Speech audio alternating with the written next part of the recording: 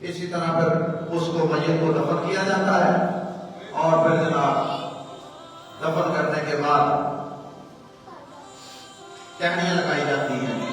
چار کونوں پر اگر تو ٹہنیاں لگائی جاتی ہیں قبر کی سمت ڈائریکشن صحیح کرنے کے لیے، تو کوئی حرج نہیں،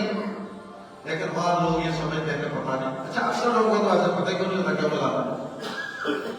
دائیں بائیں قبریں موجود ہیں، ان کو دیکھ کر اس کی سمت صحیح کی جا سکتی ہے، کوئی مشکل نہیں ہے، لیکن پھر بھی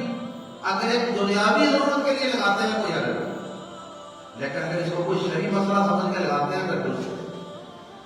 نبی صلی اللہ علیہ وسلم ایک دفعہ دو قبر والوں کے پاس سے گزرے تھے، ان کو عذاب ہو گیا، آپ نے ان پہ ان کی قبر پہ دو ٹہنیاں لگائی تھی، اور آپ نے فرمایا کہ ان کے خوش ہونے تک اللہ تعالیٰ ان کو قبر کے عذاب سے نجات دے۔ اب وہ ایک بوجھ رہا،